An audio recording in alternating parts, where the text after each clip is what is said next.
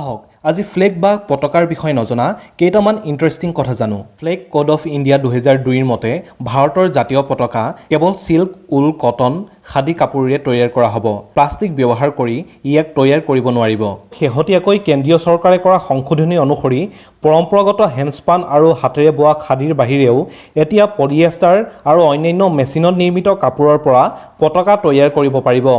ভাৰতীয় জাতীয় পতাকাখন পিংগলি ভেংকাইৰ দ্বাৰা অংকন কৰা ভাৰতীয় জাতীয় কংগ্ৰেছৰ স্বৰাজ পতাকাৰ ভিত্তিতে প্ৰস্তুত কৰা হৈছিল। সৰ্বপল্লী ৰাধাকৃষ্ণনে পতাকাৰ বিষয়ে ব্যাখ্যা কৰি কৈছিল যে পতাকাৰ গেৰুৱা ৰং ত্যাগ আৰু বৈৰাগ্যৰ প্ৰতীক, মাজত থকা বগা ৰঙে আত্মনিয়ন্ত্ৰণ আৰু স্বভাৱৰ পথ প্ৰদৰ্শক, সত্যপথৰ পোহৰৰ প্ৰতীক। সেউজীয়া ৰঙে মাটি তথা সকলো প্ৰাণীৰ প্ৰাণ, উদ্ভিদ জগতৰ লগত আমাৰ সম্বন্ধৰ কথা ব্যক্ত কৰিছে। বগা অংশৰ সোঁমাজত অশোক চক্ৰ ধৰ্ম অনুশাসনৰ প্ৰতীক, ই গতিৰ প্ৰতীক। এই চক্ৰটো শান্তিপূৰ্ণ পৰিৱৰ্তনৰ গতিশীলতাৰ প্ৰতীক। ভাৰতত প্ৰতি বছৰে 4 কোটি পতাকা বিক্ৰী হয়। জাতীয় পতাকাৰ ব্যৱহাৰৰ কিছুমান নীতি নিয়ম আছে, যেনে জাতীয় পতাকাৰ ব্যৱহাৰ কোনো ব্যৱসায়িক কাৰণত কৰিব নোৱাৰিব। কোনো পিন্ধা কাপোৰ, ৰুমাল, ইউনিফৰ্ম আদিত জাতীয় পতাকা ছপা কৰিব নোৱাৰিব। জাতীয় পতাকাৰ ওপৰত কোনো আখৰ বা চিত্ৰ আঁকিব নোৱাৰিব। যিকোনো সামগ্ৰী ঢাকিবলৈ ইয়াক ব্যৱহাৰ কৰিব নোৱাৰিব।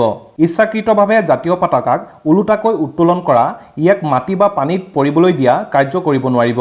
ভাৰত চৰকাৰে শেহতীয়াকৈ কৰা এক সংশোধনী অনুসৰি এতিয়া দিনে ৰাতিয়ে জাতীয় পতাকা উত্তোলন কৰিব পৰা যাব, যদিহে ইয়াক মুকলি ঠাইত বা কোনো জনসাধাৰণৰ ঘৰত প্ৰদৰ্শন কৰা হয়। কিন্তু ইয়াৰ আগতে জাতীয় পতাকা সূৰ্য উদয় আৰু সূৰ্যাস্তৰ মাজতহে উত্তোলন কৰিব পৰা গৈছিল। যিকোনো ধৰণৰ অনুষ্ঠানত যেতিয়া ভাৰতৰ জাতীয় পতাকা অন্য দেশৰ পতাকাৰ লগত থাকে, তেতিয়া ভাৰতৰ জাতীয় পতাকা সকলোতকৈ আগত বা সোঁহাতে আৰু ওপৰত থাকিব লাগিব।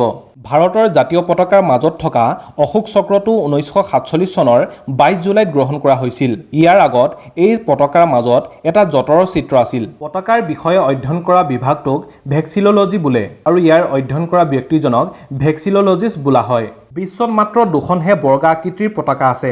ই হ'ল ছুইজাৰলেণ্ড আৰু ভেটিকান চিটি দেশৰ পতাকা। পতাকাত থকা আটাইতকৈ বিৰল ৰংটো হৈছে বেঙুনীয়া ৰং।